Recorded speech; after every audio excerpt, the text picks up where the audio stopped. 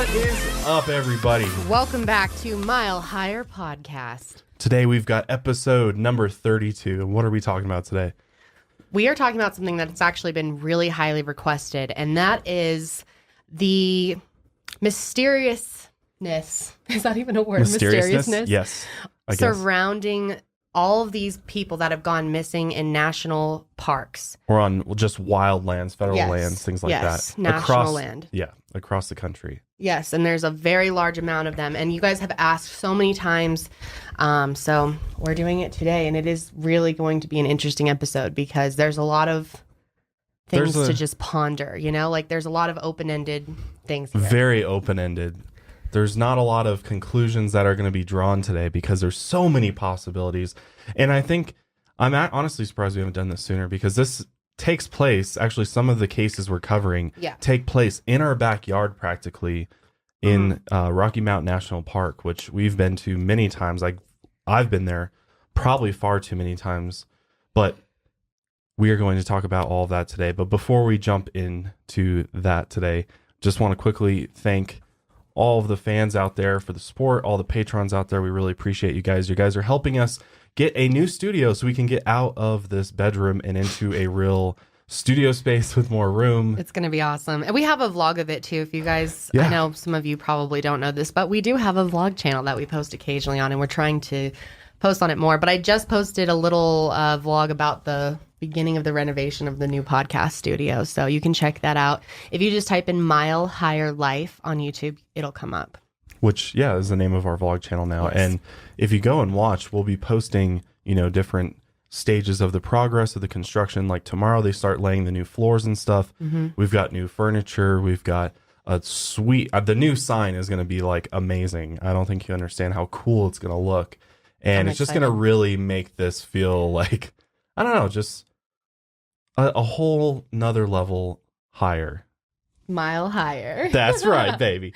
Mile higher. We're taking the studio a mile higher. For real, this will give us the opportunity to interview people. One person in particular we were hoping to interview is David Paulides, who is part of this story today. He's been hugely involved in this whole 411 project. Missing 411. Written a number of books. He's the one who put together the documentary, which I'm sure a lot of you have either seen or heard about, which we actually just watched last night.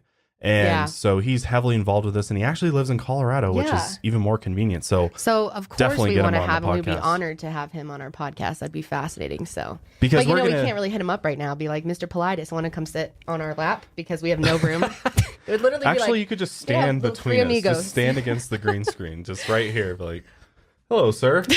But soon, hopefully by like October, the setup should be ready to go. Yeah, it should be around there. So it'll look better. It'll just be overall going to open so many more opportunities for us, I think, with just growing the podcast and taking it even farther. Interesting people to you guys. You know, we can only tell you so much because we only have the internet to research things. We want some experts who know this stuff, who've like dedicated their life to this stuff, because they can give you even deeper of an explanation for things, and probably bring up things that aren't just in news articles on the internet and on just random websites. Like these guys have dedicated some of their lives to this, which David's heavily involved. His whole purpose of doing this and really looking into this phenomenon, really, of the number of people that go just vanish out of thin air. These are the cases that he investigates, are basically people that have gone missing, and essentially they rule out that they're animal related. Yeah. And there's really no rhyme or reason for why they vanished and how they vanished and what happened to them. So that's really what he focuses on, and it's pretty mind blowing, honestly, what he's uncovers. But today's Patreon question comes from Nicole. One of my questions: why do you think many people are hesitant to even consider a truth that is not mainstream?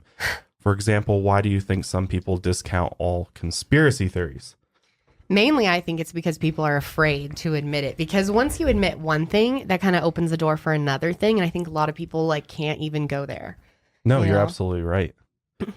If you said it perfectly. If you open one door, then it leads to another. And then there's a hallway down to the left to another door, which then takes you down the rabbit hole. And then, swirl around for a while. And then you end up in a totally different place and a mindset that you never thought was possible to achieve. So Yeah. I mean, honestly, I think fear is a big part of it. People are also just scared of the unknown, scared of what they don't know. And for some people, they just don't want to know necessarily the truth, even if it is, in fact, a difficult truth to swallow. Some Yeah. people just don't want to know that. So, Or they like have so much faith and like pride in their government that they can't admit that something could be that flawed with it, or they would plan things against us or set things up, rigged systems against us. And I mean, it's not that hard to see these conspiracies though. Like most people, I mean, the prison system is a perfect explanation. It's pretty much a giant conspiracy yeah. against I mean, at the end humanity. And it's like a way true. to enslave us. It's Yeah. not like, do you believe it? It's fucking true. So I don't know. I think that's going to open more, seeing the truth about a lot of things. You know, I was thinking about it, like on Netflix, they have so many documentaries just about the truth about like climate and food industry and pharmaceutical, gas and the truth about Federal Reserve. corporations. And, Yeah, corporation stuff where these documentaries can back it up with fact. And this is opening people up to the idea of, okay, there's some fuckery going on. So they're more open to the idea that there could be more fuckery going on. So I think overall societies with things like Netflix and the internet, we're learning a lot more, you know? Absolutely. And I think people's thought processes are just different. And I think it just takes different people, different amounts of time to really open themselves up to things. Because if you slam somebody with something really heavy, or you try to push you just tell somebody about a theory that is very controversial or something that implies some very like evil shit, of course they're going to adversely react to that. Most likely a logical person is. Like we have some friends that are, they're very logical people. They base things on fact and evidence and, very scientific they don't leave about any room things. for questioning. Right. The truth. And that's what they know to be true. And, I respect that because, it's the reality of things. But, I think you also have to always just consider everything as an option. You can't, we can't, for everything that we can't rule out 100%, why can't we at least consider it? Right. And question it and think about it critically. So that's just my 2 cents on it. Yeah, I totally agree. But I think mainly it's because people are scared. Yeah, people are scared. It's a lot easier to just sometimes. continue I'm like, living, damn. If any of this is halfway true, then we're in trouble. I think it's more than halfway true, dude. Yeah. There's a lot of evidence for this shit we talk about. Yeah, and speaking of evidence, they uncovered a massive pyramid in Lost City in China, which is big news that broke this week. And one thing I just wanted to mention, just like the way that we're structuring our podcast for those that are new to the podcast that don't necessarily understand our flow of things and, maybe have come from other podcasts where they do it a certain way. Yeah. Like our whole way here is to be just like a casual chat. And the way that we've kind of been structuring it is like every week it seems like there's some type of news story, there's some type of discovery, there's something really interesting that maybe graces the headlines, but nobody's really talking about that much. So I like to go out and find those things. So does Kendall. And we love can't to really, discuss them. Do a whole podcast on them. So we have them as subtopics. And for those of you who don't want to hear the subtopics and you just want to get right into the meat of the thing, we have I put timestamps now in the description box. So convenient. That was a good little explanation there. Okay, so this is craziness. Yeah, so what you guys are seeing is a 4,300-year-old city. And if you're listening, it looks like a mound, like a mountain. And it doesn't look like much from the outside, but they've started excavating this mountain and they've been uncovering layers and layers of different rock formations and what looks like a pyramid. A step pyramid is what they're called. It's interesting. 230 feet high and spans 59 acres at its base. And archaeologists just reported this in the August issue of the Journal of Antiquity. The pyramid was decorated with eye symbols and anthropomorphic or part human, part animal faces. Interesting. Those figures may have endowed this step pyramid with special religious power and further strengthened the general visual impression on its large audience. I think it had religious power, pyramids did. Yeah, because here's the thing. It seems like we're finding more and more pyramids. We're uncovering more pyramid-like structures, whether they look like exactly like pyramids or they're these step pyramids.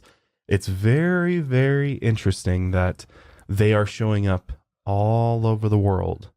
Yeah. North, South America, Europe, Asia, It makes you think maybe there's something to it. Maybe they'd figured something out.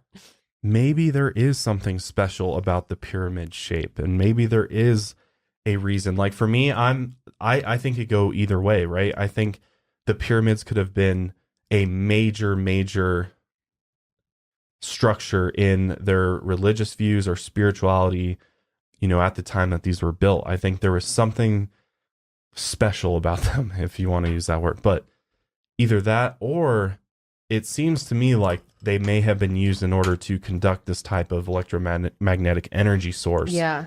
That I brought this up in our podcast about Egypt. Yeah, you did actually. Yeah. So I think we've talked about this before. We have. But I don't know. It's very interesting that now we're finding one in China that's this large. I know. Well, it definitely makes it even more profound what these pyramids meant. I mean, they obviously meant something. They're everywhere. It does. Multiple cultures. Very interesting that everyone had the eye. God. Mm-hmm. It's like they really knew, man. And the part human, part animal thing really gets me too. Yeah, because most like ancient stuff had that kind of stuff in Egypt, there. Mayans. I mean, almost all of them, I think, that kind have of imagery. Yeah. Like, what if there was like part human, part animal? There could have been, humanoids, or they were like they're gods, or aliens, or they're all, like aliens. Yeah, exactly. So very interesting. It really is. I mean, it's making you rethink everything about archaeology, and like here's the thing: is like the official archaeologists working on the excavation are saying it was like just built for defense, and it has these sophisticated bulwarks, which are defensive walls. How are they so quick to come out and be like, "Oh yeah, no, this is from like this, military. This is this"? Like, how the fuck do you know, dude? This is up to interpretation. Unless it says on the outside of it what exactly it does or what it's for, you don't know. And it makes me so annoyed that they put out a narrative as if it's what is fact. Right. Well, they kind of me. expect people to take it that way. Take it as like, here's what the experts think it is, so we're just going to adopt that, theory of it. Yeah. But what's interesting about this pyramid, which is called Shimao, I think is how you say it, Shimao, Shimao, probably Shimao. And they actually found remains of numerous human sacrifices. Ooh. In the outer gateway of the eastern gate on the outer rampart alone, 6 pits containing human heads have been found. Dude, I wonder, so the Mayans I know used to do this crazy like sacrifice where they would take someone up to the top of their pyramids, cut out their heart while they're alive, and then roll them down the entire steps all the way down to the bottom. I wonder if that's what they were doing. If they're finding them at the outside rim Human of it. sacrifices. Ooh. Yeah, that's some creepy shit. God, it's just crazy. Like, so many thoughts are running through my head right now. I'm just like, I just had a thought hit me, like, human sacrifice seems to be a very big proponent in these ancient civilizations. And if we ever decide to take them seriously and take their belief seriously and like what they did, what if, as a part, like if let's just say their religions were kind of on the right track to what, the reality is of everything, and them understanding what this is, what the universe is and everything based upon their religious, beliefs. Because they had a lot of them had similar religious beliefs and human sacrifice being a part of it. But what if that is something that is supposed to be around today? And I'm not implying that there should be, but I'm just saying, like, what if from the angle of why did all these ancient civilizations do it? Yeah. Why'd we stop though? If that was in fact something. How do we know that we stopped? There you go. That's what I was waiting for you to say. Exactly. So there's the thought there, but God, that's just crazy, man. It is. But they're saying that it's far older than the Great Wall, which was built 2,700 to 400 years ago. Between 27. Oh, okay. So, yeah, an old pyramid in China. Interesting. They're finding artifacts and everything else. So we'll see what happens with that. But something else in the news this week that was interesting and kind of people are buzzing about. Yeah, well, because it's coming to be that time here. We're going into November-ish area. Right. Elections are coming. Yeah, it's right around the corner. Elections, midterm. For those who aren't in America, midterm elections we have every 2 years for House and Senate. Yeah, and speaking of the House, Bettina Rodriguez Aguilera is a Republican vying to replace retiring Representative Ileana Rose Linton in Florida's 27th Congressional District. She has once claimed that she was abducted by aliens as a child. Interesting. Several years before she announced her candidacy, she appeared on the Spanish language television programs, most recently in 2011, and detailed her experience with aliens. In one video that was uploaded to YouTube, Rodriguez Aguilera revealed she first encountered aliens when she was 7 years old after her parents asked her to go outside their home. She said she was taken aboard a round spaceship with 3 extraterrestrial creatures. Wow. 2 women and a man were tall, full-figured, and blonde. They wore robes and spoke telepathically. She boarded the spacecraft, she said, where she claims the aliens told her, God is a universal energy, not a person. It's in everything. God talks to people and they understand it in different ways, but there's only one religion. Yep. And in another interview, the one-time council member from Doral, Florida, said the beings with their arms stretched open reminded her of Rio de Janeiro's Christ the Redeemer statue. Interesting. And that she saw them again throughout her teenage years. She also revealed she saw a UFO when she was 17. So this is somebody running for That's a congressional seat. Do you think she could get elected, or are people just going to be like, she's a whack job? She is not the front runner. But Interesting. She did get endorsed by the Miami Herald, which is a big newspaper. So it's kind of a big deal. It's just so hard with these types of things because they don't necessarily have any proof. You have to like decide if you believe them. I've always had trouble with it. But like at the same time, why just completely not believe her? You know, I'm kind of like somewhere in the middle. Right. And for me, it comes back to other people's, testimonies of experiences they've claimed to have with extraterrestrial beings. And I can say that the extraterrestrials she's referring to, full-figured and blonde, remind me a lot of what's her name? The Pleiadians maybe, or the Nordic race that's out there. But how do you know it's out there? That could be out there. That I believe is out there. Sorry, it's not out there for sure. But you've never seen proof of it. Just based upon a number of people that have interfaced with these aliens, I think that they might be, this race of aliens might be out there. Yeah, I think. Yeah, from what I've read about that specific one, yeah, there's probably a good chance because they're supposed to look pretty much like us, right? Some of them are, yes, correct. Interesting. And it's interesting that they brought up the like religious views of God as a universal energy, not a person. It's in everything. So that would indicate that these aliens were very, very woke and high up on the consciousness level meter. Because that's a pretty interesting and fundamental understanding of everything. And I'd like to hear her talk about it. It's very hard for me to decide if if I feel like they're authentic or not just by reading text. I need to like watch a video of her talking about it or something. Yeah. Well, she talks about it in Spanish, I believe. Because Dr. Greer talks about having an experience when he was a child, and I just really believe him. I get such authentic vibes from him. Yeah. And I really question a lot of people, So very interesting, very interesting. And the fact that she's so like forthcoming and public about it, because you would think like she would know that some people would just call her a kook and be like, "You're crazy, you crazy woman." Like you've never seen aliens before. Yeah. But she sticks by her story. So I just thought that was interesting that more and more people are seemingly coming forward with these types of experiences to report. But one other thing sort of related to politics that we just wanted to mention before we get into it is John McCain. Yeah. The passing of John McCain. John McCain, if you didn't know, is a senator from Arizona who was in the military for a very long time, actually was held as a prisoner of war for a few years with his hands literally tied behind his back, and he had permanent damage from that. And he was suffering from a very rare type of brain cancer. I think it's called glioblastoma, but I'm not completely sure. I've heard Meghan McCain talk about it a bunch of times, so I kind of remember, but I'm not sure. He passed away yesterday, and I was just really sad about it, just because I really like Meghan McCain. I think he was one of the last good political people.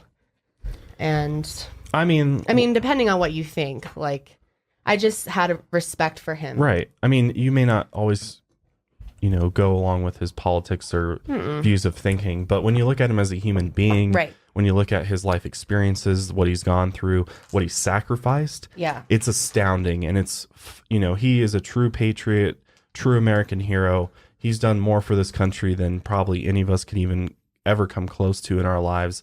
So, you got to pay your respects. And, And I'm sure he's not perfect. I'm sure there's conspiracies, but, it's just very sad, especially someone who. Well, he has a family, like Megan, and, so it's like, you gotta feel for people. I really it's like always Megan hard to lose McCain because somebody. she's always been able to explain just things I didn't understand, like helped me understand Trump better. And I really respect her. I think she's very smart. And I think that's because her dad raised her. I don't know. I just really felt, I don't know. It's just sad. Cancer sucks. Yeah, it does. Just does. It's really, really sucks. It's rough. But So. yeah, we just wanted to pay our respects and, positive vibes to the McCain family and anybody that knew him personally. So let's jump into David Paulides and the Missing 411 Project. Yes. This is really interesting because just to preface this a little bit, like for me personally, I grew up, like the only vacations I ever took were camping trips. And I spent a lot of time in Rocky Mountain National Park, specifically other national parks that are out there. My parents are huge hikers. They're really outdoorsy.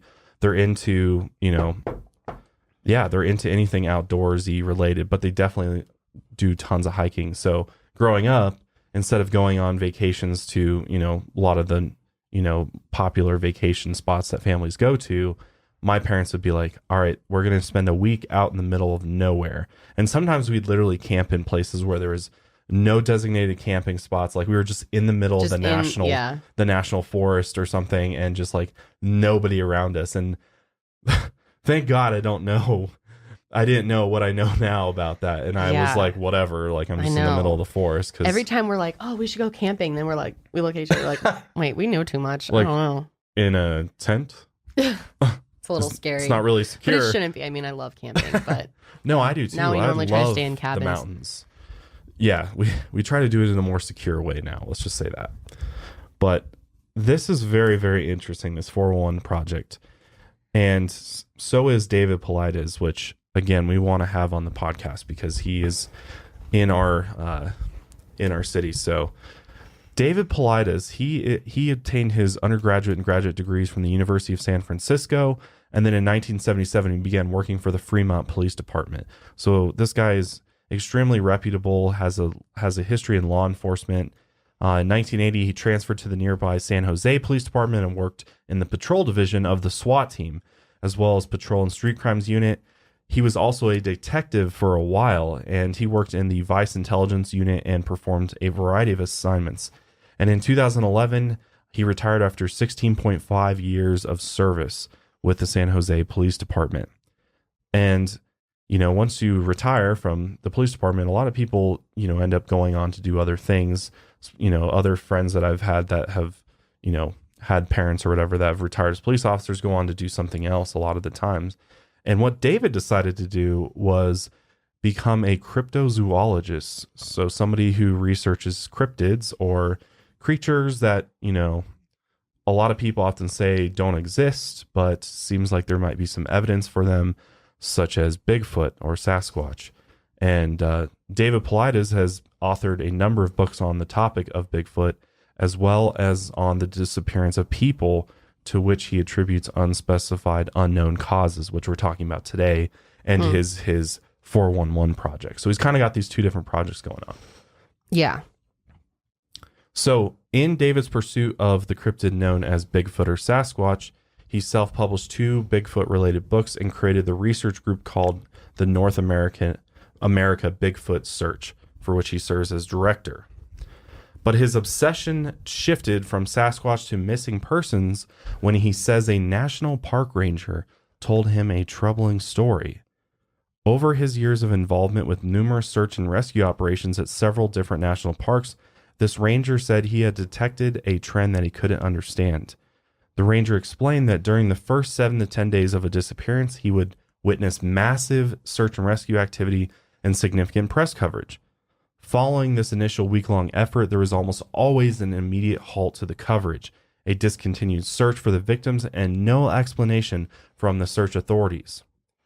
And this bothered David because he's like, what the hell does this... Like, obviously, if a ranger came to you and told you this, you would be like, obviously... But is that because they just assume the worst? Maybe. You know? Maybe. And then there's a lot of animals and stuff. Right, but when you look at the statistics for animals, it doesn't make sense for the number of people that go missing and never are found again. So that's sketch. Or the remains are found. It is a bit sketch. So this bothered him enough to where David started asking questions and he started getting no answers. So he started doing his own research. And what he discovered has shocked him. People of all ages have been disappearing from national parks and forests at an alarming rate, all under similar circumstances. As of right now, or this past year, I think it's probably far more than this now, but there are up to 1,600 cases and growing where children vanish into the wild without a trace and no signs of an animal attack present where they were last seen or where the remains are found. So basically, he gets bombarded with cases, I'm sure, but one of the first things he does is he vets out whether or not, if this is just an animal attack, because usually when there's an animal attack, this is actually kind of crazy, but I had, you remember my friend, Bo? Yeah. His mom got attacked by a black bear. Oh, you've told me. Remember how crazy that? Yeah, they live up in the mountains. Right, and fuck. She was hiking, like they live in the mountains, like way up there. And she was hiking one day and she literally got chased down by a black bear. And the black bear like pawed her, like a huge paw on her butt. Yeah. Like bam. God. And there was like she had pictures of it and everything. And like she got away from it. But people do get attacked by them. And I think somebody died from a grizzly the other day. So people do get attacked, get seriously hurt. Did you see that there was a bear in the Stanley Hotel last night? No. Yeah. Really? There was a black bear in the lobby, like somehow got into the Stanley Hotel in Estes Park. Yeah, bears, if you've never seen a bear in the wild, they're very smart and they know how to open shit really well. Yeah, they are really smart. And if you've never been to the mountains, there's these bear-proof trash cans that they're super strict about, where they only have an opening on the top because these bears will figure out how to flip it over or open it up.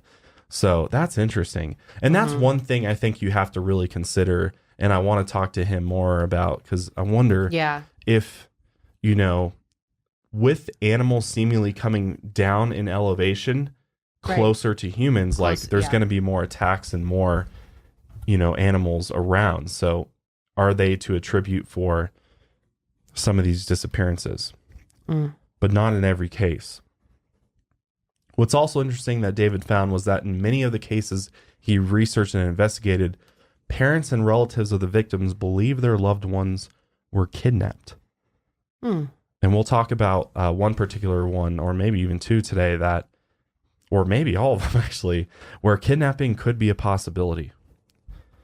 Law enforcement and the media typically do not publicize concerns of kidnapping or abduction when the missing can be explained through traditional means.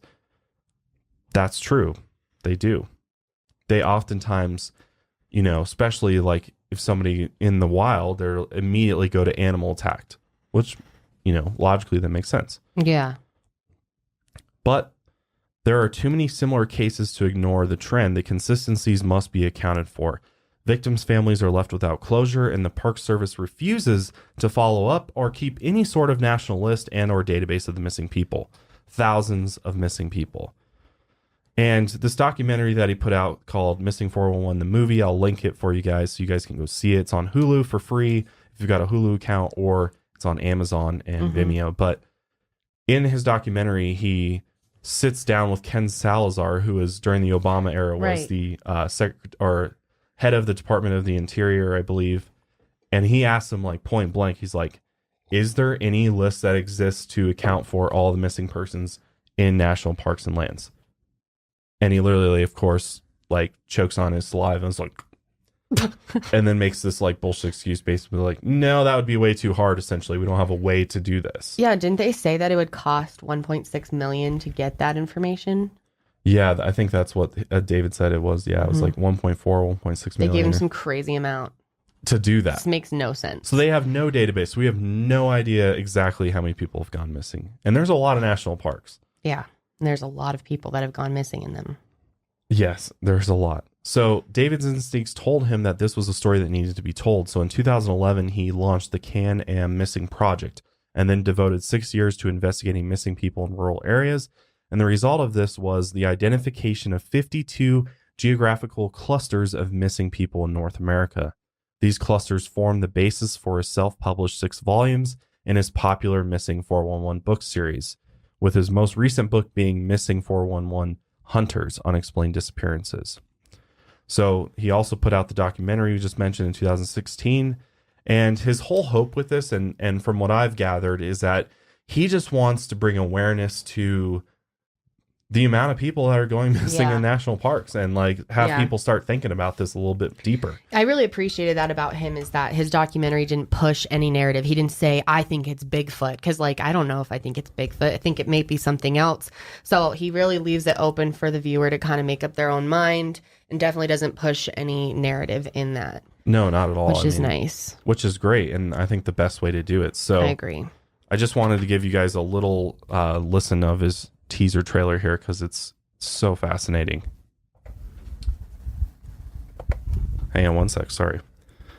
Yeah. So I really hope we can get him on the podcast soon, because I'd love to talk to him about this fairly soon after we do this episode, because I think he could provide a lot of insight on what we talk about today, as well as maybe new stuff that's come up. So here's the intro to his documentary.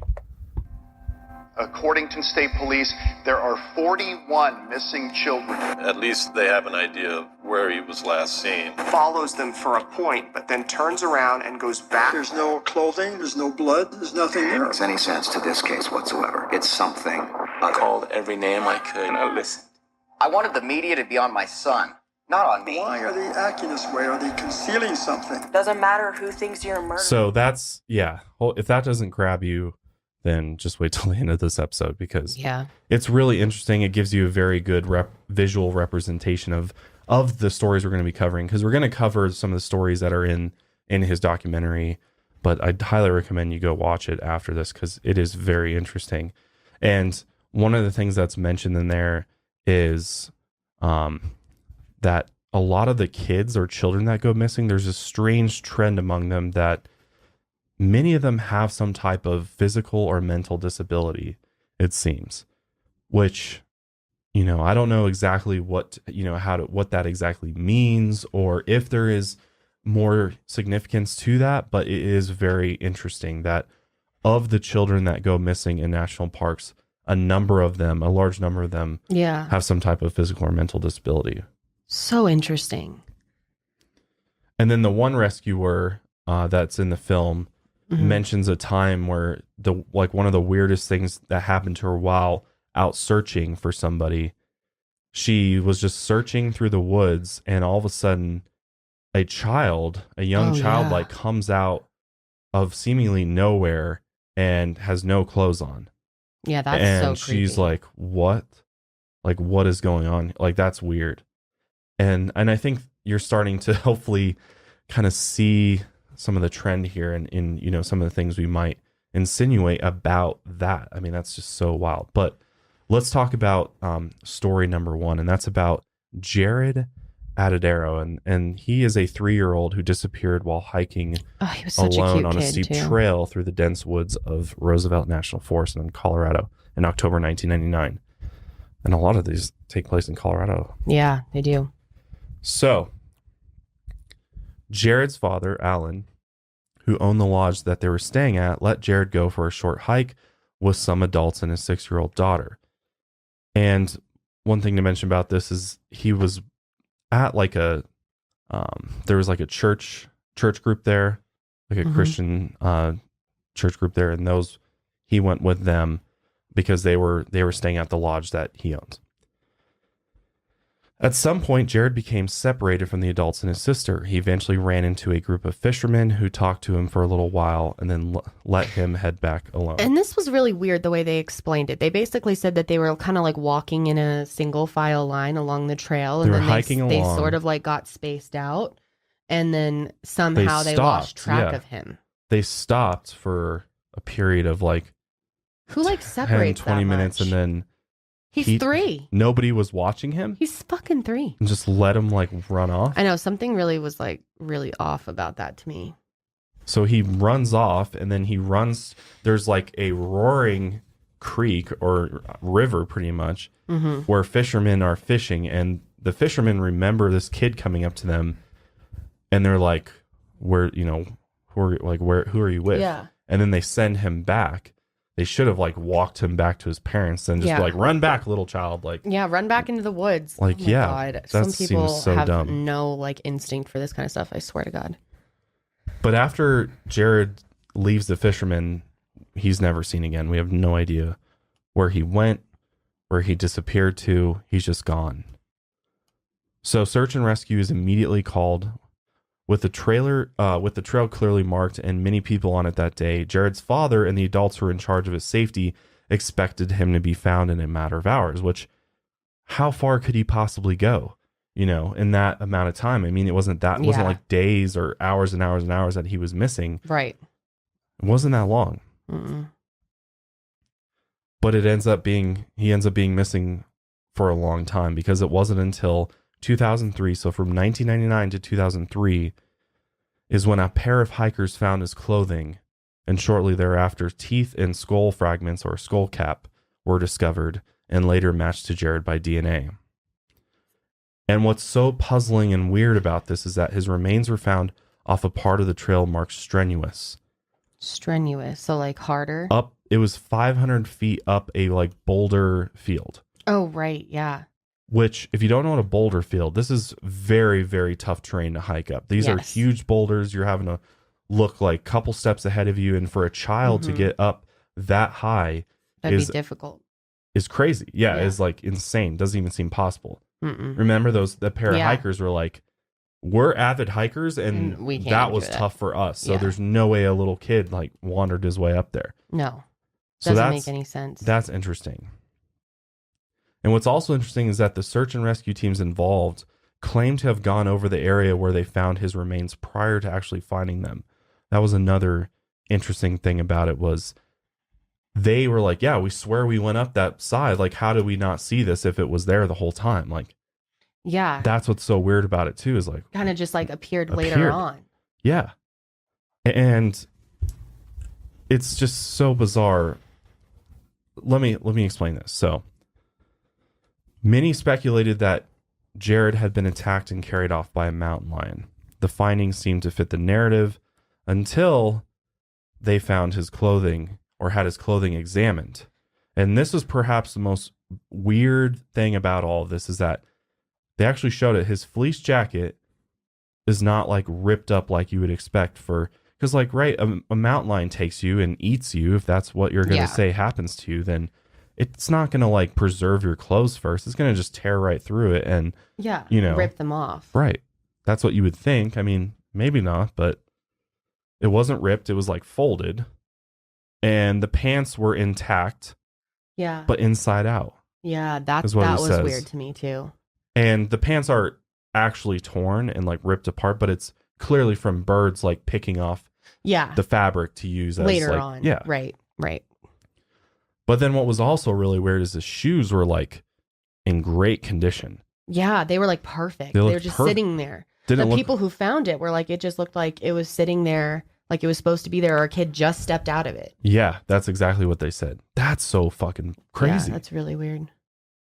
And the dad is literally like showing the shoes, and he's like, if he was dragged off by a mountain lion, you would expect to see, some type of dragging or some type of evidence marks of that on the actual shoes. And not only that, but the Colorado Bureau of Investigation ran DNA tests on his clothes and found no hair from a predatory animal, and see, that's weird.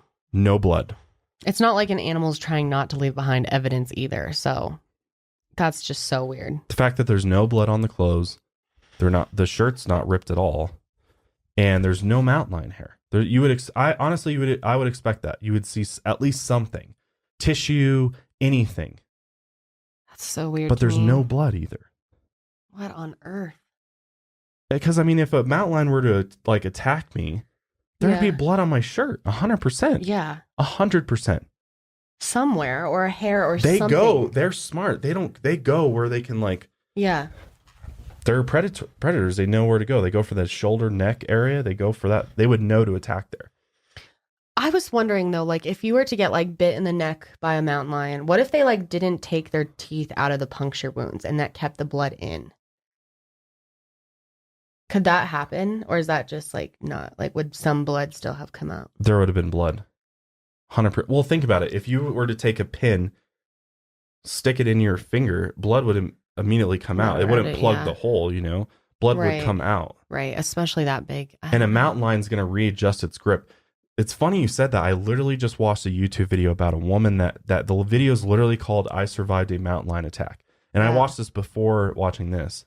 And she accounts, she's a full-grown woman. She was hiking and a mountain lion literally just jumped out of nowhere, grabbed her by the back of her neck and literally like attacked half of her face. And she survived though, which is crazy. She thought she was dead for sure. Survived it and now is talking about it. It's like crazy. And there was probably blood everywhere for her. There was. That was the thing. There was so much blood everywhere. You would find it was crazy. Something. Right? That's so weird. So that's when people start getting into zones of like conspiracy, aliens, something paranormal, something like that. Yes, that's where it gets really interesting. Which we'll talk about in a second. But here's some also interesting facts about this particular case.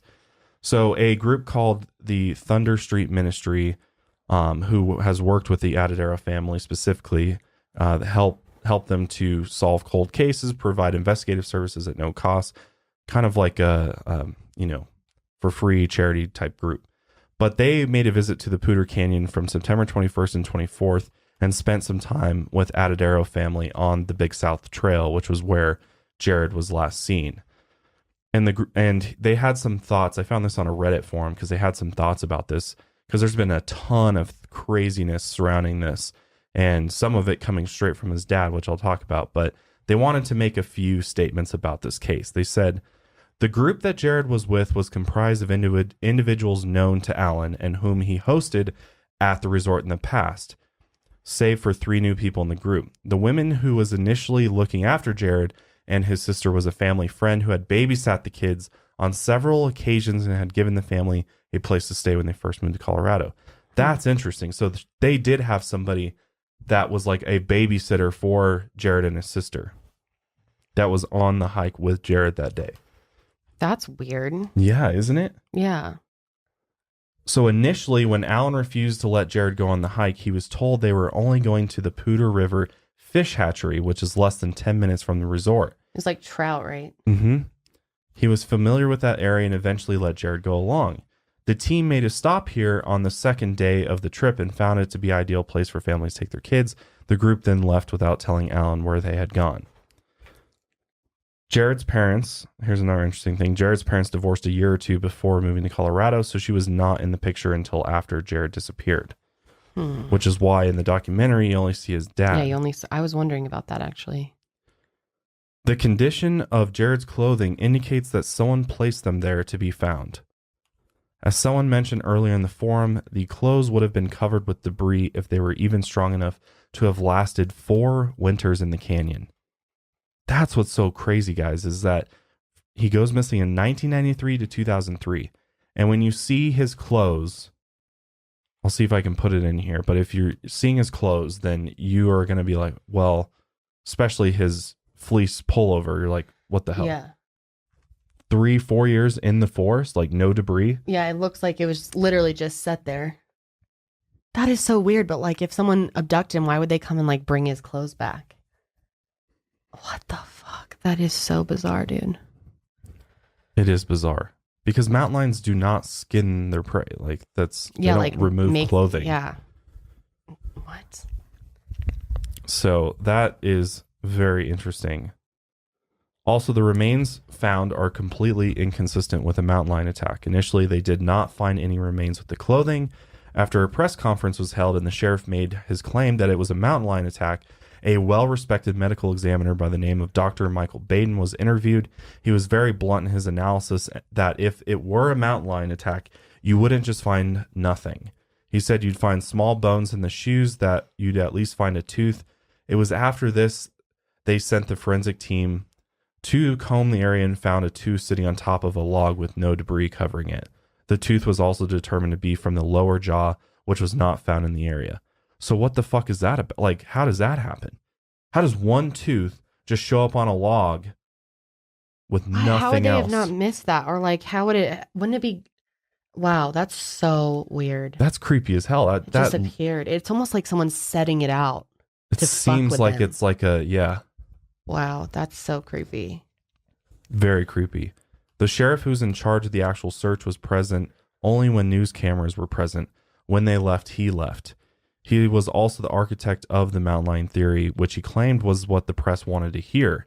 Behind the scenes, he told Alan that he believed Jared fell in the river, which that was kind of my thought too, was that it'd be very easy for a child to fall in a river and... But wouldn't they find him like? But that's the thing; it doesn't. Something? Right, the clothes, yeah, disprove that. Yeah, right. The clothes disprove that. Because couldn't they like test them for water, like river water? Did they do that? I guess you probably don't know. I wonder if they did that. Can you test for river water? Yeah, I'm sure. I mean, I'm sure you can tell if something's been in the river and is dried. I don't know. Actually, I mean, I really can't speak. I'd imagine they'd be able to do that. But where's his body then? And how did it get up on the side of this mountain? How would his clothes go from being in the river to up the mountain? See, I don't know. This whole thing is just so weird. I don't know at all. I have no solid theories. It's completely crazy. It seems like every theory I come up with, it's like debunked. It's like there's nothing, it doesn't make sense. Something makes it untrue. It's very weird. And here's another weird thing that wasn't in the documentary, was that there was a supposed sighting of Jared at Mesa Verde National Park, but it's never been followed up on. And it completely puts a major kink into the mountain lion drowning theories. And if you're not familiar with this theory, a seasonal ranger at Mesa Verde was leading a morning tour group when a little boy kept coming up to him trying to hold his hand. The ranger said the man he was with kept calling the boy something that sounded like Gerald. That night, as he watched the news with his wife, Jared's picture came up and he immediately recognized him as the boy he saw in the group. What? Dude, I just got chills reading that, down my back of my neck. I was like, it seems like, and this is what Jared's dad believes, is that his son was kidnapped. And that's crazy. I mean, what? This guy, I'm confused. So Mesa now. Verde is like on the other side of where he went missing. So it's possible that he could have either wandered there or he got taken there to the other side. But why would somebody take an abducted child back into the national park on a tour? But it's weird that this kid kept coming up to him and he looked a lot like Jared when he saw him later that night. I am so confused now. What? This stuff It's never been weird. followed up on, apparently. Nobody's ever followed up on the sighting of Jared in the Mesa Verde National Park. But it completely just kills the other theories of mountain lion drowning. Unless it's not him, but why? So basically there could be some crazy sicko out there that abducted him, has him, and is literally playing with everybody. It could be. I was thinking, what if there's people that live in these national parks in caves or something, and they take people? Well, we already know. I mean, is that crazy to say? No, it's not. It's absolutely not crazy. I mean, look at in Colorado alone, I think there's been a lot of different busts of different types of child rings and things like that have been busted in rural Colorado places. It's freaky to think about. But this is true. They have. Mm-hmm. Johnny Gosh was kept in Colorado. Mm-hmm. Most of his... That's what I'm saying is we don't know who's living off the grid in these parks. No. And neither do the parks probably. The world's a big place. They're huge parks. Yeah. Huge. I would not be surprised. Yeah. That's so creepy. We don't know what's all in the parks. Why would you bring him back to the park? If someone really took him, why would they bring him back? That's so weird. It's very weird.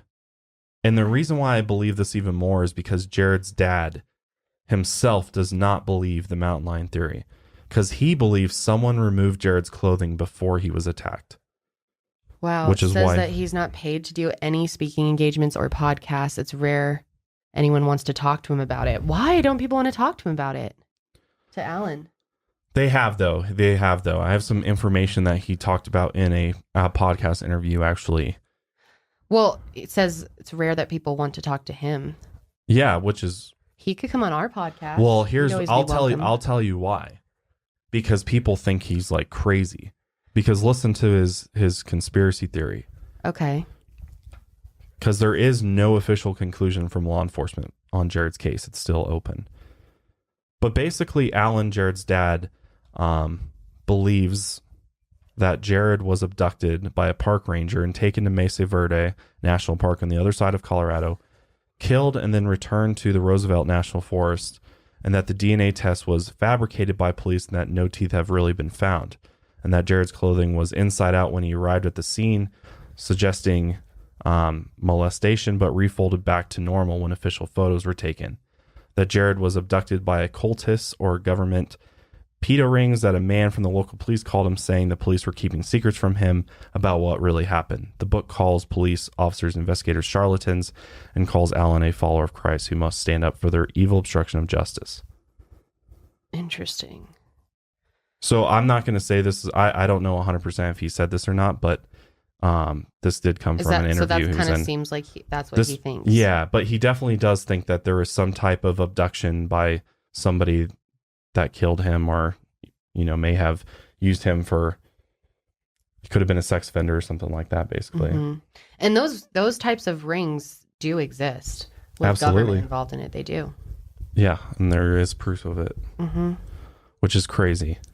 I mean, that would make sense, especially the fact that his pants were found inside out. It doesn't make sense, yeah. It doesn't make any sense. But that's the whole thing. And that's right, that's the whole thing with all of these, is that there's a lot of possibilities. There's infinite possibilities, seemingly. There's infinite theories that could be drawn about it, but at the end of the day, we just don't know. We just don't know exactly what happened. And that's the case for Bobby Bizup. Oh, yeah. This is weird. This is very weird. This is also in Colorado, right? Mm-hmm. Near Estes Park, near the Stanley Hotel. If you've never heard of that, it's a haunted hotel. Yeah, I did a video on it. Yeah, we got to go back there. I love that place. I know we do. It's beautiful. Paranormal hub there. Yeah, it is. No, seriously though, we had a paranormal experience there. Yeah, we did. There's a video about it. There is. All right, so Bobby Bizup. So on August 15th, 1958, Bobby Bizup, age 10, was fishing down by Cabin Creek while attending summer camp at St. Malo Retreat near Estes Park, Colorado, which is a camp organized by the Catholic Church. At approximately 6 p.m., a camp counselor approached Bobby and informed him it was time for dinner. The two of them walked down the hill back toward the camp. The counselor, noting Bobby was just behind him, yet when he reached the camp and turned back again, Bobby was gone. He vanished. How does he even know he was following him if he just didn't talk to him the whole way back? That's so weird. That sounds sketch. I don't understand, man. I don't understand like how people buy that. Like, I know. You're the counselor of this camp. He's 10 years old. You think you wouldn't just like walk in front of him and not like make sure he was with you. I know. I guess there's irresponsible parents and adults out there that just don't look after the young. Think you'd like hear him, or if something happened to him behind him, you would hear it. That's what's weird about it too. So he must have like, felt, wouldn't he have screamed if something grabbed him or back. something? Yeah. It's not like he walked that much faster than him. If he was walking behind, it's not like he was, running. Right, which... That's weird. Yeah, maybe there's something sketchy with that counselor going on. Yeah, that's what I was thinking too. All right, so Bobby Bizup. Oh, fuck, sorry, I just lost my place. No, it's the St. Malo Retreat. Yeah, all right. St. Malo Retreat, also known as Chapel on the Rock, was built in 1936 on land donated by Mr. and Mrs. Oscar Malo. The concept of the chapel was to be built on a rock, like the famous Bible verse. I forget what it is. But it's just east of Rocky Mountain National Park, which is literally right on the edge of Rocky Mountain National Park. So at that time, the facility was used as a boys' camp led by priests and seminarians. Bobby Bizup, the only son of Master Sergeant Joseph Bizup, attended that camp.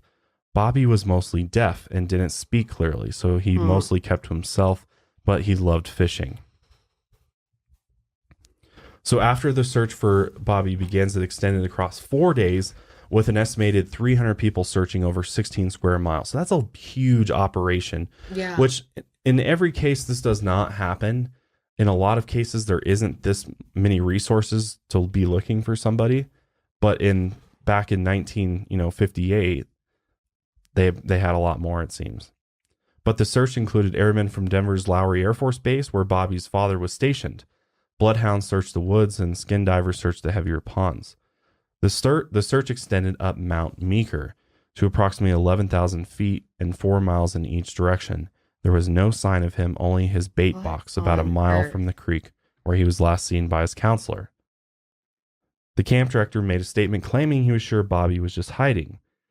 A vacationing physician claimed to have seen Bobby walking the streets in Estes Park, 15 miles north of St. Malo's. That's what's so interesting, and they left out in the documentary is that there was claims of seeing him walking in Estes Park, like in the streets in the town. What? How would he have gotten back there? Just walk down? I don't know. 15 miles? Somebody drove him there if he was in fact in Estes Park. That is so weird. Yeah, clerks in Estes Park hardware store also reported seeing a young boy resembling Bobby. They even tried asking him questions, but he failed to respond, pointing to his mouth and ears, and quickly left when approached.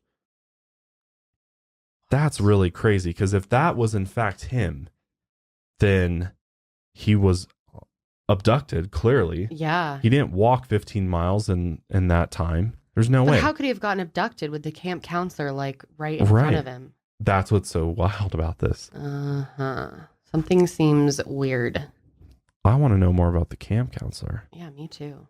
Because that's really weird. That's very sketchy. But it wasn't until almost a year later, on June 6, 1959, that he was finally found. 3 camp counselors from St. Malo's, including one who helped lead the original search for Bobby, came across part of his hearing aid, scraps of clothing, and some bones, which were all later to be confirmed as being Bobby's. What? What's crazy about this is where his remains were found, because they were found in a ravine's heavy underbrush just below Timberline on Mount Meeker, which Timberline is the point on a mountain, very, very high point, where it's so high that trees can't even grow anymore. So 11,000 feet up a 14,000 foot mountain. So how on earth did he get up that high? That's the question. How did he get there? And why didn't we find his body there? Or why didn't we find the rest of his remains there? Or why didn't we even find him during the original search? Because they searched that whole area. Remember, they went up. They went that high? They went up that mountain. They thought he could have gotten up there? They looked. They thought maybe again back to a mountain lion, because mountain lions would carry him up. They would, if they attack you, they're gonna pull you up somewhere. So if that happened and a mountain lion got him, then the camp counselor definitely would have heard the mountain lion attack him. They're not that stealthy. And there'd be some blood and signs of a struggle. Marks in the dirt, his footprints, something. He was deaf. He didn't really speak. Well, you can still scream. But if you're, if you're being attacked by a mountain lion, it's not, you're like, oh, I'm just quiet. Like, no. No, you're going to be like, you're going to make noise. Deaf or not, I think you're going to scream. And I think if anything, there would be marks on the ground. Did they try to follow footprints or anything? They did. They did track footprints, I believe, and they came back, I want to say. Or maybe, I'm sorry, maybe that was the other one. It seems like these stories are always so confusing and don't have enough detail. Well, that's the thing, is it comes down to hush about it. Someone, it comes down to someone recounting a story, basically. Yeah. But Bobby was found almost a year later, 3 to 3.5 miles away from the camp and 2,500 feet up Mount Meeker. That's crazy. Which would have been very difficult for a 10-year-old to even just climb up there. Yeah. But the fact that people claim to have seen him in Estes Park, 15 miles south of St. Malo, is just mind-boggling. How would he have gotten there? I don't know. That is maybe he was weird. Hungry and headed toward food, but disappeared. Why? Why would he go up for food? He would go back to the camp or to town.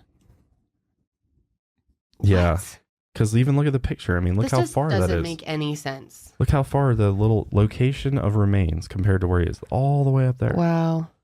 That's Wow. crazy. And he's just a kid. He's a 10-year-old. That's bizarre. Something sketchy's going on with that for sure. Because that's the thing, right? If you get eaten by wildlife, there's going to be a sign. Like, they're not like clean eaters. They're not like No. picking up all their, cleaning up after them. Yeah. No. That's weird. craziness. So, all right, let's talk about Dior. This case is crazy to me. yeah, this was kind of the main case they focused on in the 411 movie, because it can go a lot of ways, and it's really just a missing child case that is baffling. All right.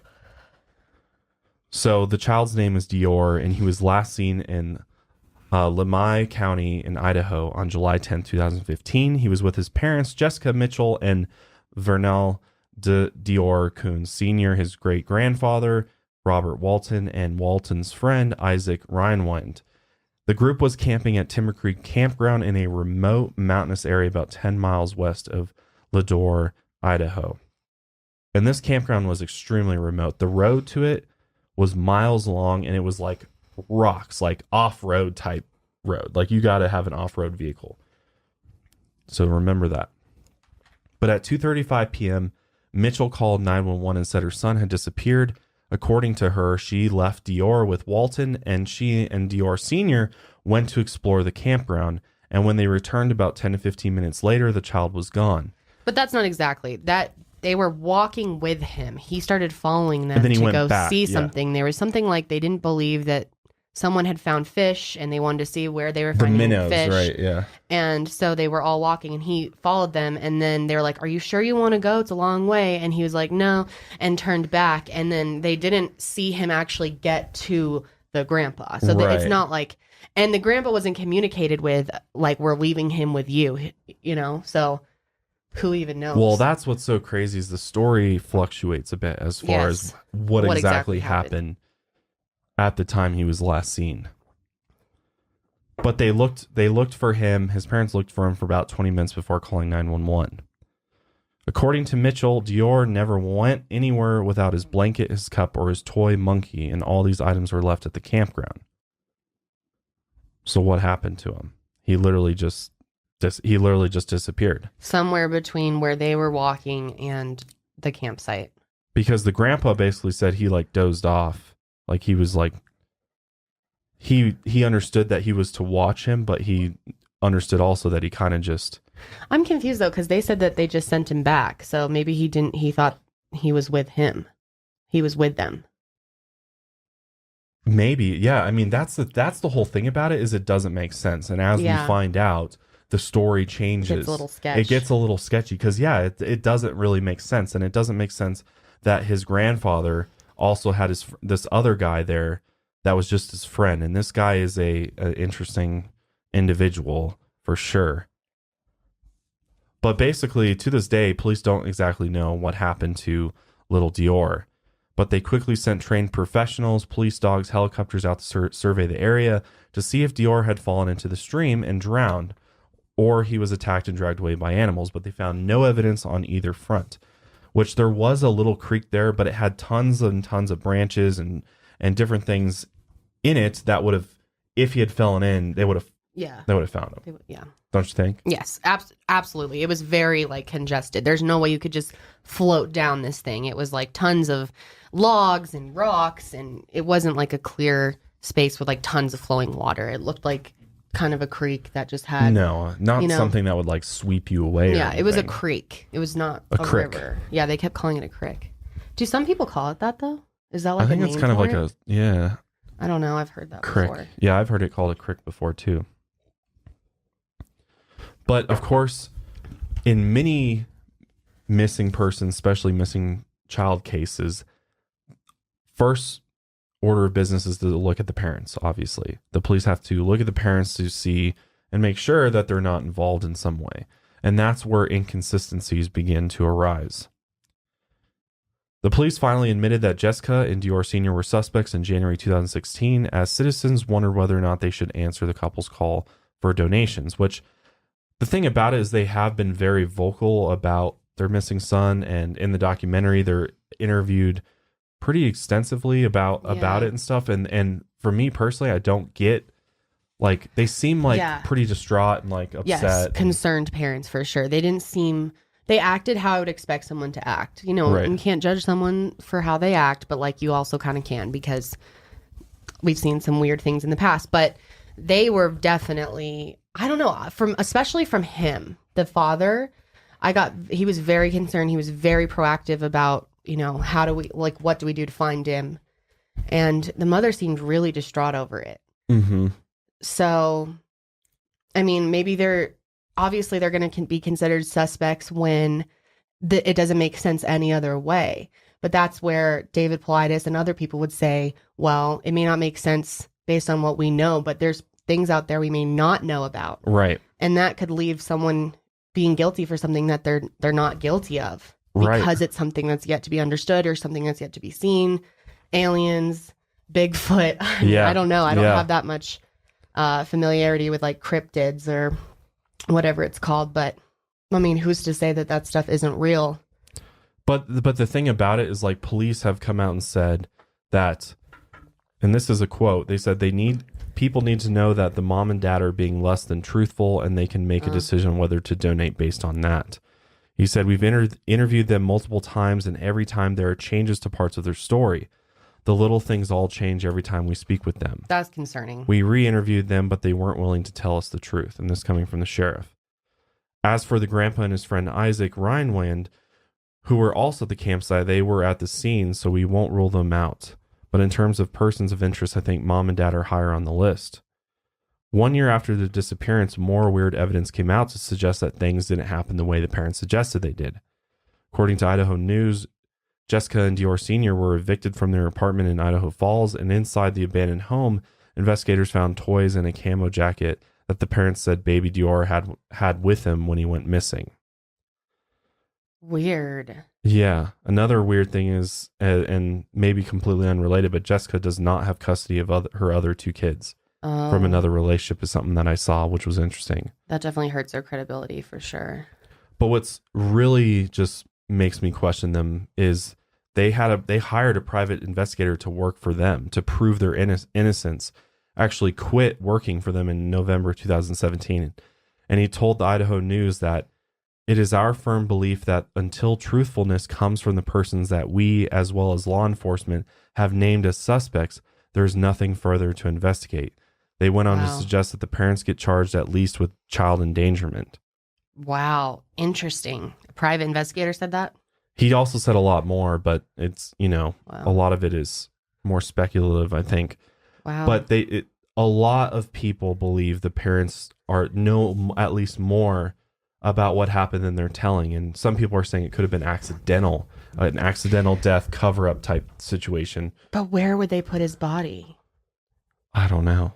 Because it's like they searched their campsite, they searched the trailer, they searched the whole area.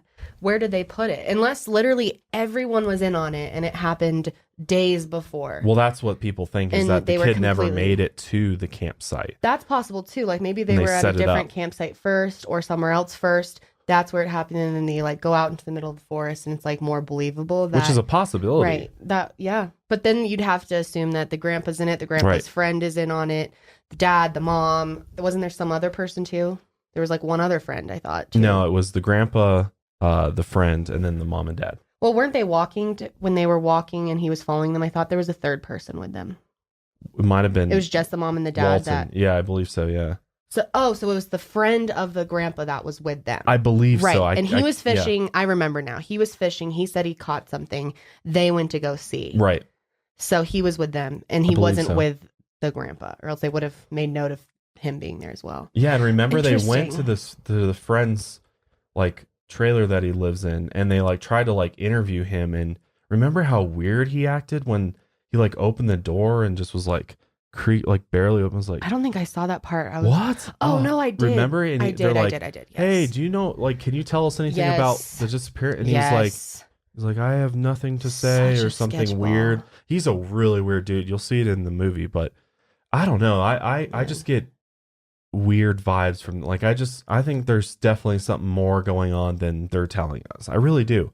And I hate making judgments based upon, circumstantial evidence, but that's what you got to go off of sometimes. And at the end of the day, if there is foul play involved, as the sheriff's department says, then, we want justice for little Dior. I mean, he's a cute little guy.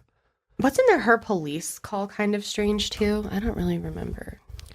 Well, it was weird because they almost weren't able to make a police call because they were so far out there. And I guess she tried a couple times, and then the husband actually got in the truck and like drove down the road to try to see if they could get service, because they said there wasn't even really like cell service, but they happened to get a call through. Yeah, how did they even do that? Yeah. It's so weird. Yeah, they said they tried for a while though. Yeah. All right, I have the call. Do you want to hear it real fast? You have the 911 call? Yeah. A phone call no parent ever wants to make. What's the address of your emergency? I'm actually camping in Leadworth, just outside of Leadworth. Uh-huh. My 2-year-old my son. 2-year-old son. We can't find him. You can hear Jessica Mitchell's voice trembling. How long has he been missing? About an hour. An hour? Yeah. The last place family says they saw Dior Kuntz Jr. was a campground 10 miles west of Leadworth after being put on hold. Jessica? Yeah.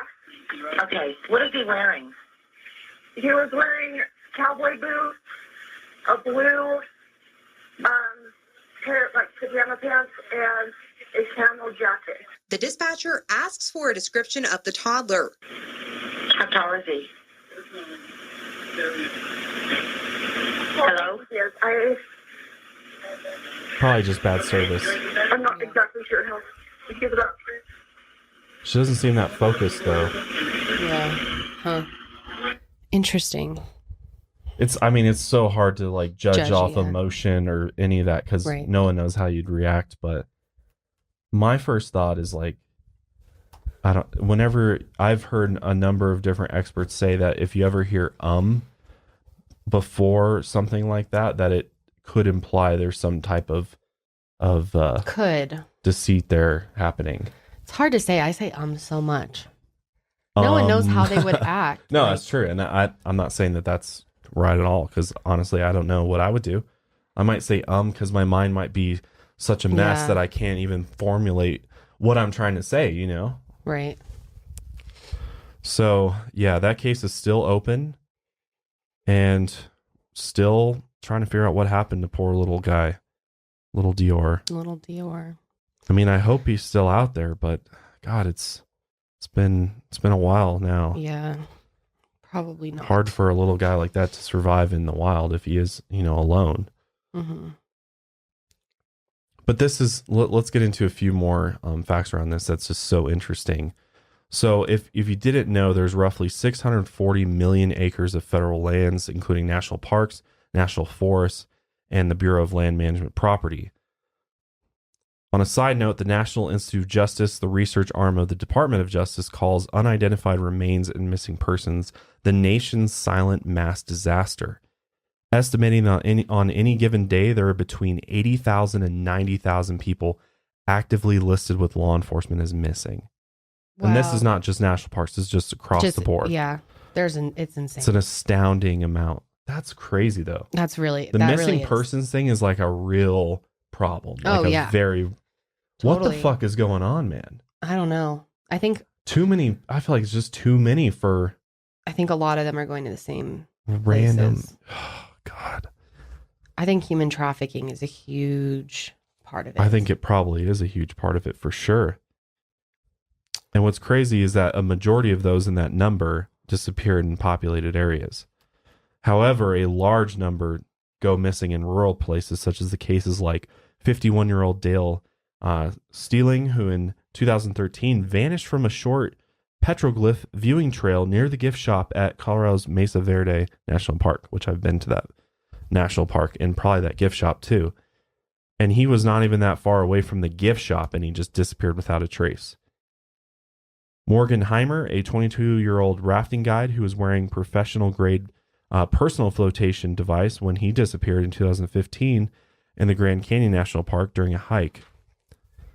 Ohioan Chris Fowler, who vanished from the Pacific Crest Trail in 2017. So that's the thing also I wanted to make clear is that this is not just children going missing too. This is all ages. This is not just a like age specific problem.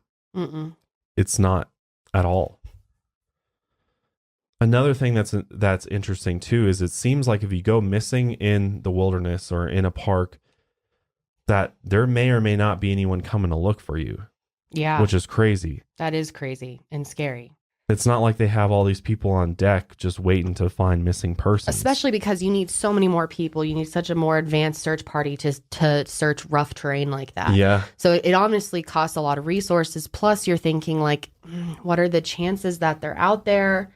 Like how much of our resources like I see why they could be ending them. But then it's like, if it was you and your family, you would want them to do whatever they can. But like, what are you just going to search forever for people? It's like, it's hard. There's so many people and that's a tough area to be searching. Well, it's like how many days do you say is enough? Like how long before you call it off? Like, 7 days seems a little rough, but it's like how long? I mean, it costs money to do that. Especially knowing that it could have been an animal and stuff. But then, man, I don't know.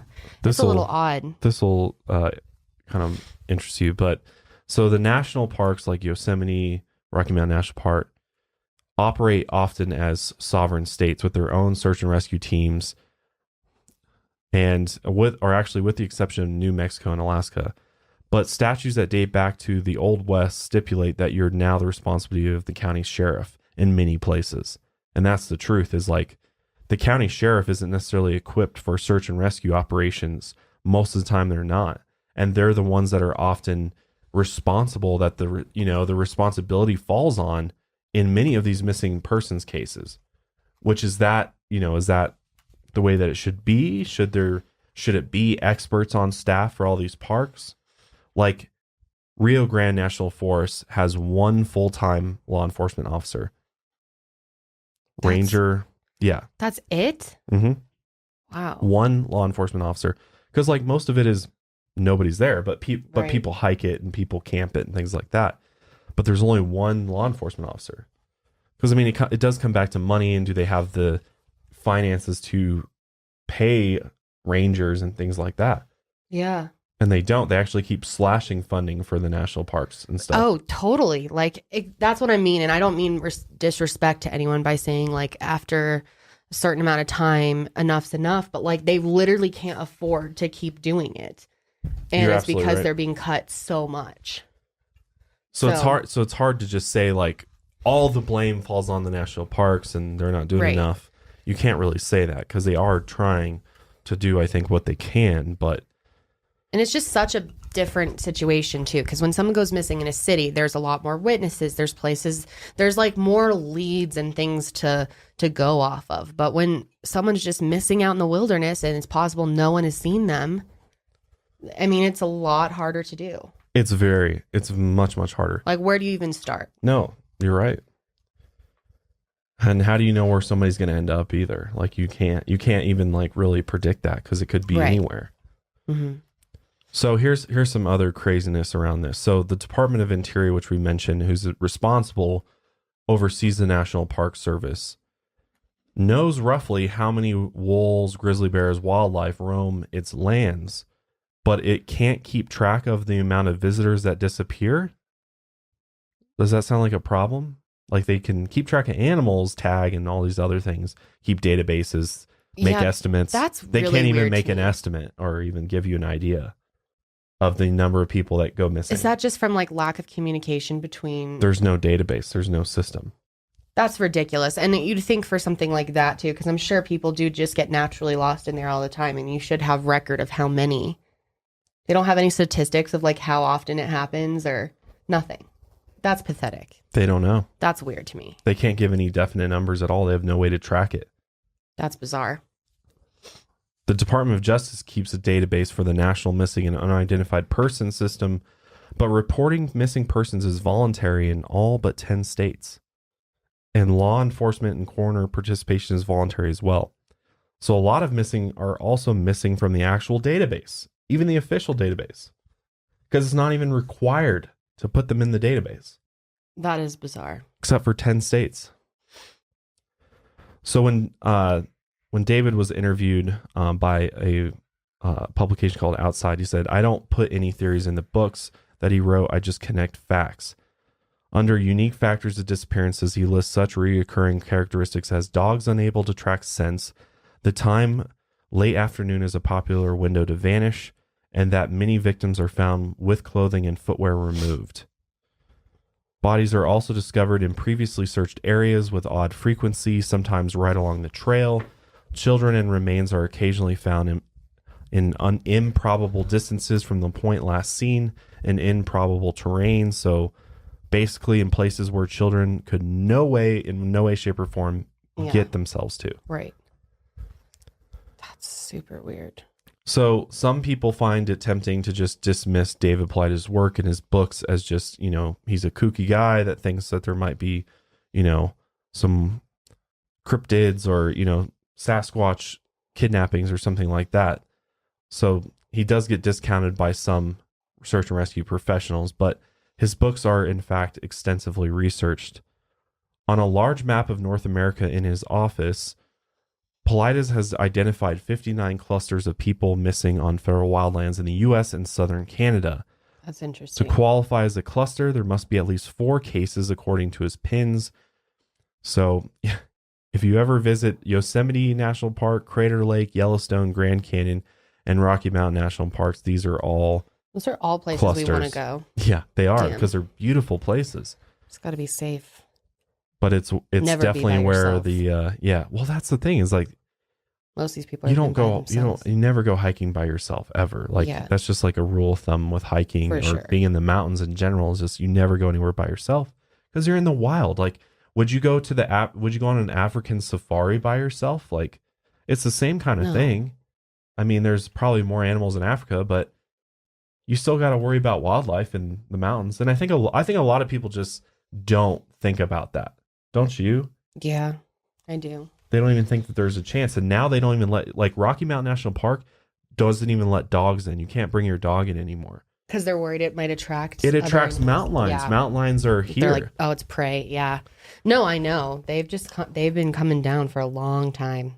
And I don't know exactly why that is. I don't know if food is getting scarce. I think that's what it is. Or moving farther into their habitat, which I think is part of it. But mountain lions, like I saw a video on Facebook in Conifer of a person just waking up in the morning and on their deck, 4 mountain lions, dude. 4 of them. And mountain lions are big, dude. Wasn't there a case recently where someone woke up and there was a bear or a mountain lion in their house? Like they went downstairs and it was in the fucking kitchen. Yeah. There's been even in suburban neighborhoods, bears going through backyards. I've seen so many times on the news where they're showing see video it a clips lot of here bears. in Colorado for sure of wildlife. And that's the thing is maybe there's an increased number of people going missing because there's more wildlife around. But I mean, again, it doesn't explain many of these strange circumstances. No. And David Paulides has actually spent hundreds of hours writing letters and Freedom of Information Act requests in an attempt to break through the National Park Service's red tape. He believes the Park Service in particular knows exactly how many people are missing, but won't release the information for fear that the sheer numbers and the ways in which people went missing would shock the public so badly that visitor numbers would go down. Honestly, I agree with that statement. That totally I think, could. Because, I mean, come on, right? They know that, they know numbers for animals and how much, how many fucking bears are out there, but they don't know how many people go fucking missing. They actually do have a site that I'll link of cold cases that are on their site. Like if you know more information, contact us here, things like that. But it's a couple. It's not even, doesn't show you the mass amount of cases there are. Super weird. So here's kind of the most interesting part about this episode is where we get to talk about what's really going on here, what's causes and theories for some of these missing person cases. So David Paulides' take on this, we don't know for sure. We'll have to ask him when he's on the podcast at some point. And I don't know if he'll even give us a definite answer. I honestly don't think he will because he hasn't yet. So we don't really know exactly what his angle is, but I'm going to assume, along with what a lot of other people think, is that part of it is David thinks there is something, darker, unseen, that could be responsible for some of these missing persons cases. Because in 2013, Paulides submitted 2 Freedom of Information Act requests to the National Park Service for records relating to 2 missing hikers in the Great Smoky Mountains National Park associated with possible Bigfoot abduction, is what the Freedom of Information Act request noted.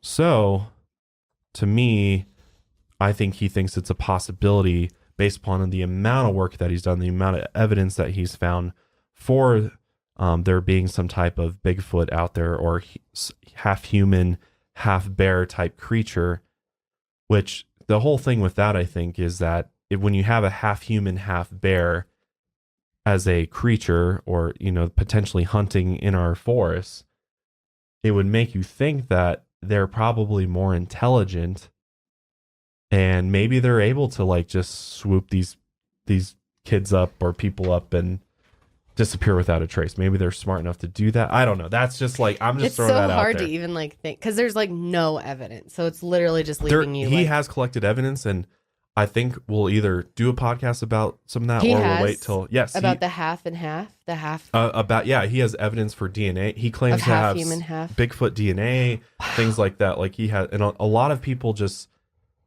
say bullshit, and like discredit him and say that, you know. So I haven't seen it myself. I would love for him to explain that part of it to us, of things that he's found and what his take on it is. Because he comes across as very credible to me. Absolutely. So I'm very interested to see what he has to say. Why would he try to be, you know? Some people in this paranormal world just come across as bullshitters to me. But David Paulides comes across as very serious about what he does, very knowledgeable. He has an investigative detective background. Right. So, you know. I'd be super interested to hear what he thinks. So, yeah. So a lot of people believe there might be something more sinister at play here that's responsible, or perhaps paranormal, happening to the missing persons inside of the national parks. These alleged commonalities in time, place, and circumstance of North American disappearances, David claims, are clues to a larger mystery. But some clusters, like people vanishing near water, are unremarkable. Water-related accidents are a common cause of death in the outdoors. Drowning has remained the #1 cause of death in national parks over the last decade, which I believe 100%. And I think maybe even some of the cases we talked about, that could have been a drowning, could have been a thing, possibly. Mm-hmm. But there's other clusters of cases, he says, that are just completely wildly bizarre. Paulides has described people melting into their clothing. He implies that children with disabilities are overrepresented among the vanished, and that storms inexplicably tend to hit after someone has gone missing. That's weird. That's really weird. What's I'd up love with to hear them more about melting into that. their clothing? What does that mean? I don't know exactly what that means. I'll have to ask him. Whoa. I'm assuming that it just means finding clothes and the person's gone. So what if it's like aliens abducting people to do like research on? That's one theory that I was going to throw out there. 'Cause, like, possibly. I was thinking about it. If you were an alien, you wanted to abduct someone, you'd probably do it where no one else is around, which is in the middle of nowhere in these forests. Yeah. You know, all these people are normally by themselves. If they wanted to be like, stealthy, it would allow you to not have like the big commotion of a UFO being over like a city. No, or absolutely something. not. It's a perfect place to abduct somebody and then to either keep them or, you know, put them back. Or it's very weird because would they have like just dropped the clothes back? That's so weird. Yeah, I mean, I don't know if in every case, but I think I just think in missing person cases across the board, you got to consider possibly alien abduction. Mm-hmm. Because there's so many people that have abduction stories. It'll blow your mind the amount of people that claim to have been abducted by aliens, or it's a lot of people. We just talked about a politician who said, like, acts like it was no big deal. Like, I was abducted, I got talked.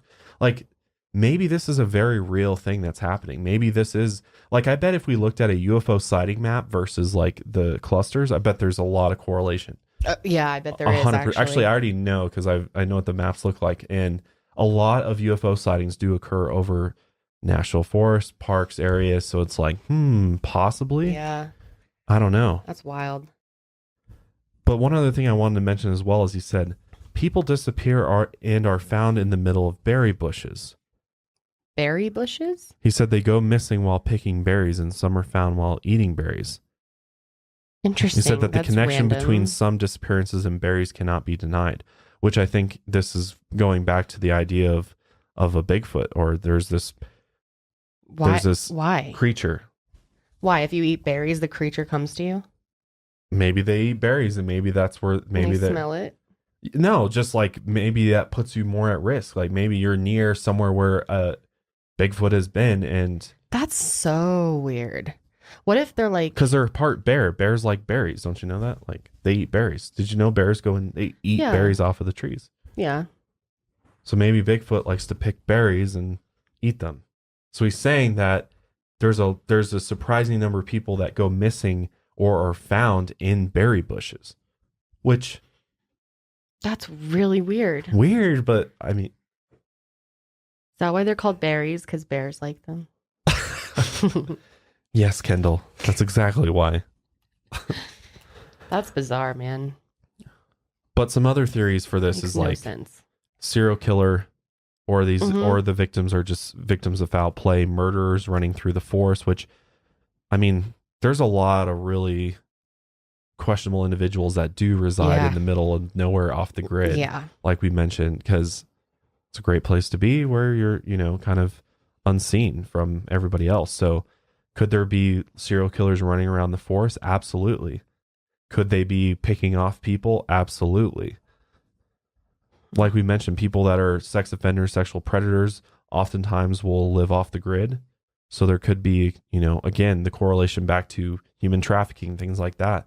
There could be huge fucking camps like out in the middle of these national forests for all we know.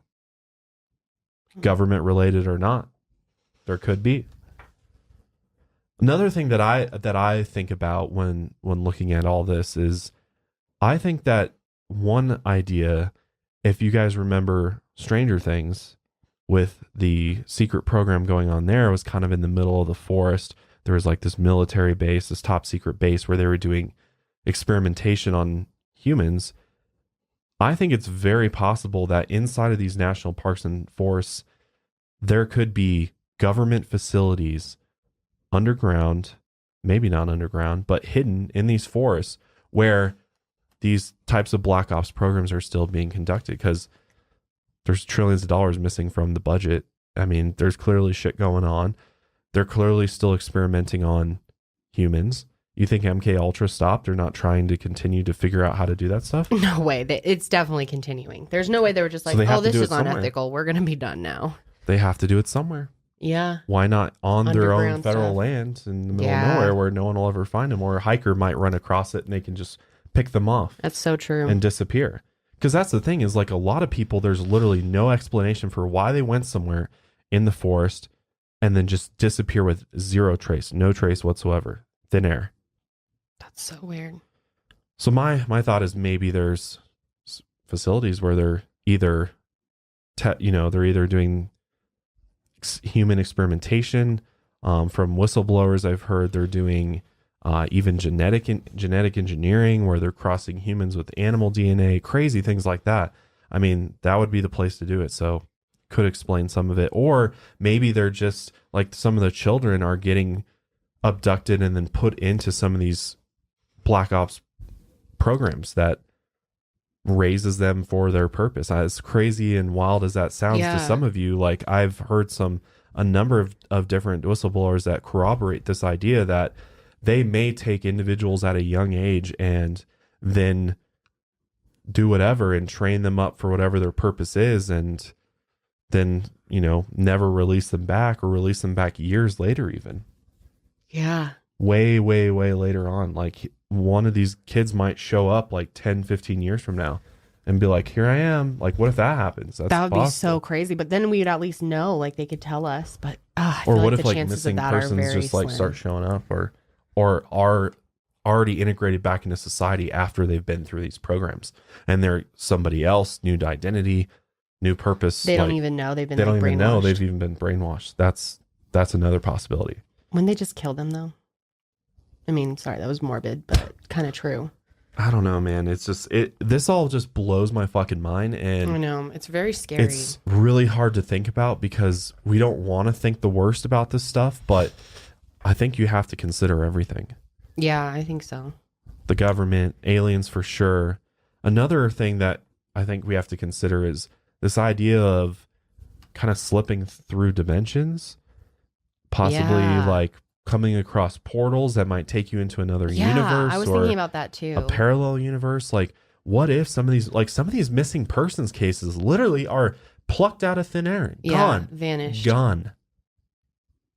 Although I feel like I haven't seen many cases where that seems to be the answer. I don't know. I guess I don't know all of the cases out there, but from what I've seen. Or there's multi-dimensional creatures that can't be seen. Some people believe like there's literally creatures that it's like Stranger Things, like literally like they can take you that into are another from dimension. another dimension, either bring you through or, can just make you disappear. I don't know. Or this could all just be natural causes. Could be a result of being in the wilderness. I mean, if you think about it, it's like, we go in the ocean all the time and, we don't always like question people that go missing on the sea the same way that we do this because it's land versus sea. So you just always assume, you always assume drowning or yeah, well, you can't like really look for evidence. So that's all you can really assume. But like with these cases, you can try to find remnants of them or something. So that's why it's so weird. It is. So I just because the biggest thing is like, it's wild animals. Wild animals kill people every year. Let's see. I'm trying to find how many people are killed every year, but I don't even know if there's So during a study period, there were about 86 deaths annually from venomous animal encounters. Just like out in the wild, or is it like trainers that work with animals? It could be. I think it could be. I think it's wild animals. People that tried to pet a fucking shark. No, this could include pets and people that work with these types of animals. Okay. So that's venomous though. But what about like mammals? I mean, there's not even that great of numbers. I feel like I never hear about that. Like an attack. I think the statistic they gave in the movie was like there's been like 14 mountain lion fatalities like ever, or like over a large period of time. Yeah, I remember it was something really low too. That is so bizarre. I want to know what you guys think. Is there any like things that we didn't go over or ideas that you have, or what theories do you lean towards the most? I definitely feel like I honestly might lean most towards like aliens, or I guess human trafficking, something government. I don't know though. I don't know. This is just one of those things where it's just there's not anything pointing in one direction more than another. Yeah, and I think David would probably agree with us. Like, it's unknown. We're investigating the unknown here, but we think that it is something more than just natural causes for a lot of these cases because we don't have the evidence that we should for an animal attack or something else, or drowning or something like that. So it's a huge question mark. I mean, what the hell is happening to these people? Where are they going? Will we ever find more than what we found, or find them at all? I mean, man, I hope so. I can't imagine that's what's so crazy about having your loved one just God, especially like thinking about your loved one being attacked and like ripped apart by an animal. That's like got to be so devastating. Oh yeah, it's absolutely. I mean, I can't even imagine what it would be like to even think that or visualize that in your head, of like your child being carried off by a mountain lion and eaten for, and like going out that way. That's really rough, man. That's really, really just tough to think about. But yeah, I mean, definitely let us know what you guys think. We definitely want to know your thoughts, theories on where these people are going, what you think of David's work. If you'd like to see David on the podcast at some point, definitely let us know in the comments. And yes, that would be super fun. Yeah, it would be super fun to just talk about this in more detail and hear more personal experiences from David. Yeah, on I this. feel like he has probably so much more to share on this than us, because Oh, this yeah. is just like there's such a big question mark around it that it's hard to even do research. Or Well, I'm like, sure there's like crazier cases than the one we even covered, like that are in his books. Well, there's tons of cases. Yeah, tons of Well, there's 1,600 and counting. Do you remember that case, Bryce Laspisa from California? He was like that redhead kid.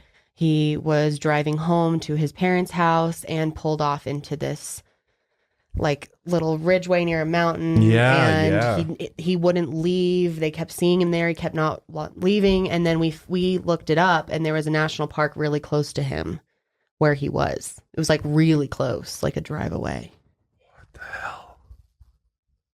I was thinking he was like being recruited into something. Yeah. Because the way he acted like he was like knew he was leaving. It was so that case just keeps it was me like up. he was weird. told to meet there. Yeah, no, man, we could go on and on all day and down the rabbit hole on this, because I know there's just so many possibilities. But hopefully you guys enjoyed this episode of the podcast. If you did, like, subscribe, rate it, review us on iTunes. Really appreciate it. But yeah, guys, thanks for joining us for another episode of the Mile Higher Podcast with your hosts, Kendall and Josh. Yes. And we will see you guys next time.